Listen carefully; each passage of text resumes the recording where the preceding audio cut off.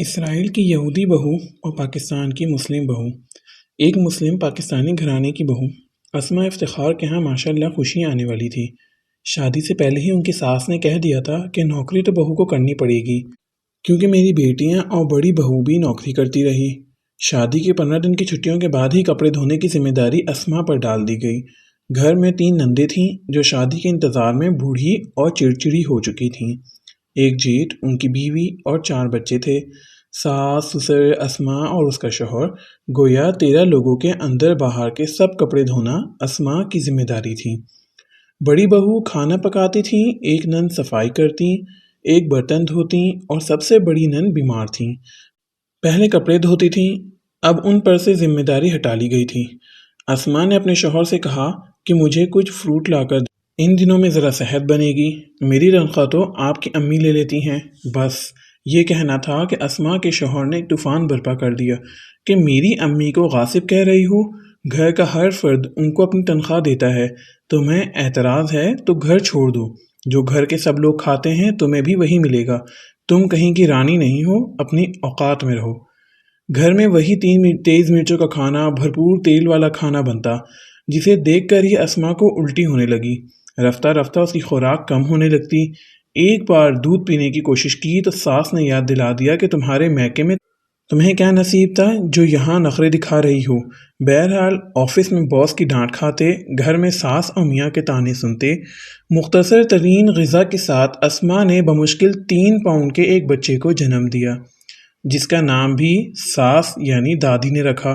عبدالمعید شروع سے ہی بے انتہا ناتواں تھا۔ میڈی ڈیوڈ ایک اسرائیلی گھرانے کی بہو تھی۔ اس کے گھر خوشی آنے والی تھی۔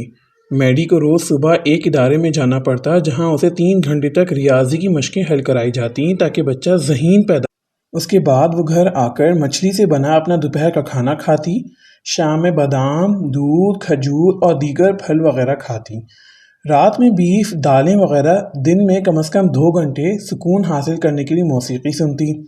سرکاری طور پر اس کو وظیفہ دیا جا رہا تھا تاکہ وہ ایک صحت مند یہودی کو پیدا کر سکے۔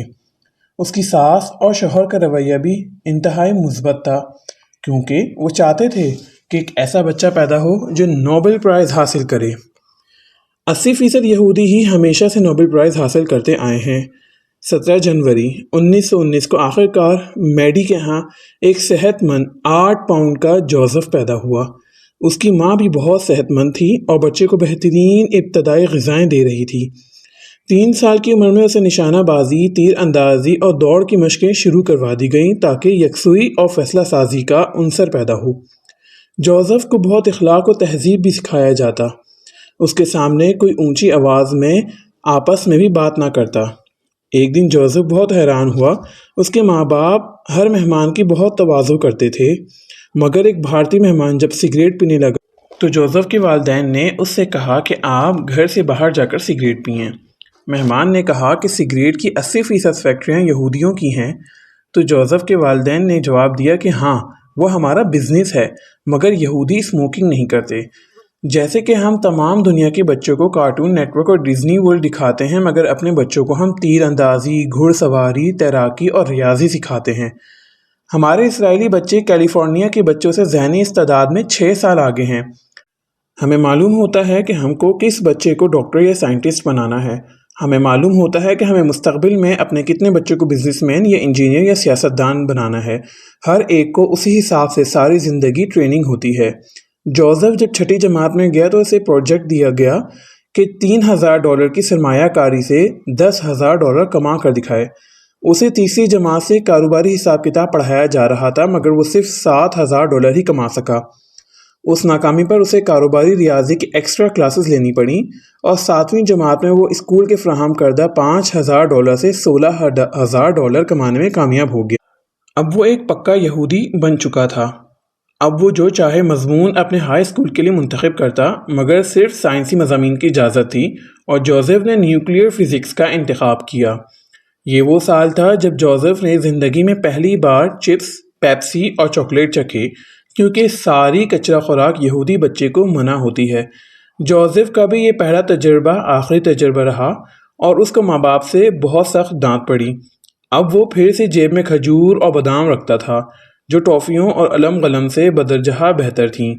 جب جوزف تعلیم سے فارغ ہوا تو اس کے والد نے اسے نیو یارک کے ایک ادارے میں بھیجا۔ صدیوں کے سود خور یہودی اس ادارے میں یہودی بچوں کو بلا سود قرضے فراہم کرتے تھے تاکہ یہودی بچے اپنے ہنر و تعلیم کے مطابق کاروبار کا آغاز کریں، نہ کہ نوکریاں ڈھونڈتے پھریں۔ پڑھائی یہ سوچ کر نہ کریں کہ نوکری مل جائے، بلکہ اپنی تخلیقی صلاحیتوں کو استعمال کرتے ہوئے کوئی نیا کاروبار کریں۔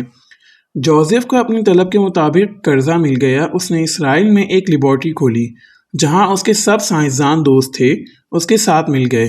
اس کے بعد جدید ٹیکنالوجی سے ان لوگوں نے وہ ہتھیار بنائے کہ دنیا کا ہر ملک اسرائیل سے ڈرنے لگا۔ اسما کی نوکری پر جانے کے بعد دادی کے لیے عبد المعید کو سنبھالنا مشکل ہو جاتا۔ بس چپس، ٹافیاں اور دیگر علم غلم دے کر اس کو بہلا پسلا کر رکھتی۔ انہی چیزوں سے اس کا پیٹ اتنا بھر جاتا کہ وہ کھانا کھا ہی نہیں پاتا تھا۔ کھاتا بھی تو مرچوں اور تیل کی بھری مقدار اس کا پیٹ روز گڑبڑ کر دیتا اور وہ کبھی صحت نہ پکڑ پاتا۔ اسما آتے ہی واشنگ مشین لگاتی اور کپڑے دھونے میں جٹ جاتی۔ رات کو فارغ ہوتی تو کھانا کھاتے ہی سو جاتی۔ عبد المعید کو ماں کا پیار اور تربیت مل ہی نہ پائی۔ تربیت بس یہ ملی کہ دادا دادی کو مارتے، تایا تائی کو مارتے اور ابو امی کو مارتے۔ 5 سال کا ہوا تو ایک قریبی اسکول میں داخل کرا دیا گیا کہ محلے کے بچوں کے ساتھ ہی جائے گا اور آئے گا۔ ماں باپ کی عدم توجہی کی بنا پر عبد المعید کی کارکردگی انتہائی خراب تھی۔ روز ابو دھنک کر دیتے کہ پڑھتا کیوں نہیں، لیکن کبھی اس کو لے کر نہیں بیٹھے کہ آؤ آج میں تمہیں پڑھاتا ہوں۔ بڑی مشکل سے میٹرک پاس کیا۔ اپنی ماں سے جب اپنی مشکل کہنا چاہتا ان کو کوئی نہ کوئی کام یاد آ جاتا۔ پھپھیوں نے تو بے دام غلام سمجھ لیا تھا۔ اسما کی غیر موجودگی میں سارے کام عبد المعید ہی سے لیتی۔ اب اس کے پاس پڑھائی کا کیا وقت رہ جاتا۔ انٹر میں آرٹس لیا، پھر BA کیا، اب ساری دنیا میں نوکری کے لیے جوتیاں چٹکھاتا پھرتا ہے۔ اسما بوڑھی اور بیمار ہو گئی ہے، مگر اس کے شوہر اس کے علاج کروانے کے بجائے دوسری شادی کر چکا ہے۔ جی قارئین، ہم نے ایک مسلم خاندان اور ایک اسرائیلی خاندان کا تقابلی جائزہ پیش کیا تاکہ سمجھ سکیں کہ اسرائیلی دنیا پر کیوں حکومت کر رہے ہیں اور مسلمان کیوں زوال کا شکار ہیں۔ ایک اسرائیلی بچہ پیدا ہونے سے پہلے ہی تربیت پانا شروع کر دیتا ہے، جبکہ ایک مسلمان بچہ پیدا ہونے سے پہلے ہی تناؤ کی کیفیت سے آشنا ہو جاتا ہے۔ اب آپ خود فیصلہ کریں کہ کامیاب کون ہوگا، یہودی یا مسلمان۔ آپ غور کریں کہ یہودی ایک باقاعدہ منصوبہ بندی کے ساتھ چل رہے ہیں اور وہ اپنی نسلوں کو ایسی ٹھوس تربیت کرتے ہیں کہ ہر آنے والی نسل پچھلی نسل کا ایجنڈا لے کر آگے بڑھ رہی ہے۔ کسی نسل پر بھی ان کی حکمت عملی میں خلا پیدا نہیں ہونے پاتا۔ کوئی بچہ اپنے آباء و اجداد کی حکمت عملی سے اختلاف نہیں کر پاتا، اور یہودیوں کے منصوبے صدیوں تک بغیر کسی مشکل کے جاری رہتے ہیں، جبکہ ہم اول تو ایسی قیادت سے محروم ہیں جو منصوبے بنائے اور اپنی نسلوں کو اس کے مطابق تربیت کرے۔ دوسرے، ہم ذاتی سطح پر بھی صرف یہ سوچ کر اپنی اولاد کی تربیت کرتے ہیں کہ بس زیادہ سے زیادہ پیسہ کما لے۔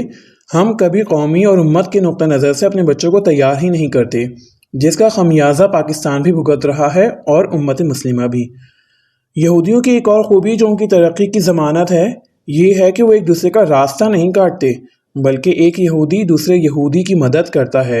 ساری دنیا کو انہوں نے سود در سود کے چکر میں پھنسایا ہوا ہے، مگر ایک یہودی جب دوسرے یہودی کو قرض دیتا ہے تو بس 1 روپے کا بھی سود نہیں لیتا، چاہے کتنے عرصے میں رقم کی واپسی ہو۔